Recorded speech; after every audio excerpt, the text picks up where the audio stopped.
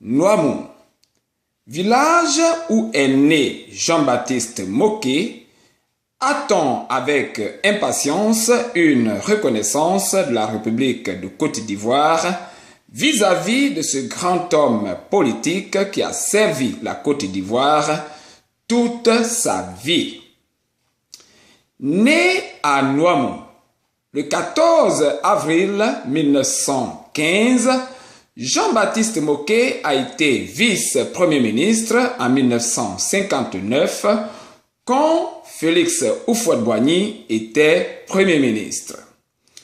Le 29 janvier 1981, suite à un accident de la route entre Grand-Bassam et Abidjan, Jean-Baptiste Moquet, ce grand homme politique de la République de Côte d'Ivoire, va trouver la mort.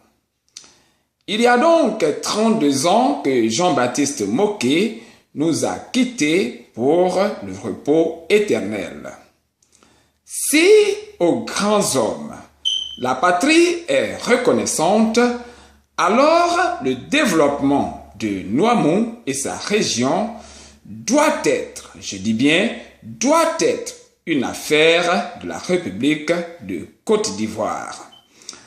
En payant donc une reconnaissance à Jean-Baptiste Moquet, la République de Côte d'Ivoire doit offrir à Noamou une mairie, un grand château d'eau pour la distribution de l'eau potable pour les populations de Noamou, une gendarmerie nationale, une police nationale, une douane et une équipe des eaux et forêts, sans oublier bien sûr le bitumage de la route de Noamou.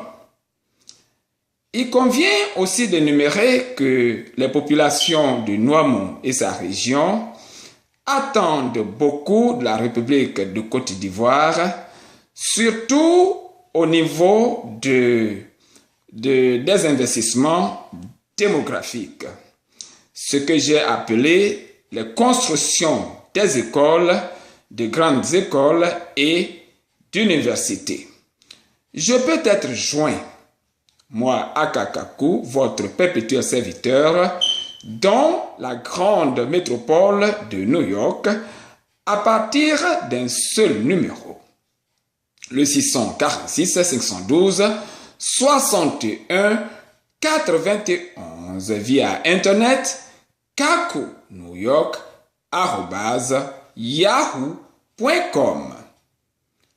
En attendant, le bitumage de la route de Noamou.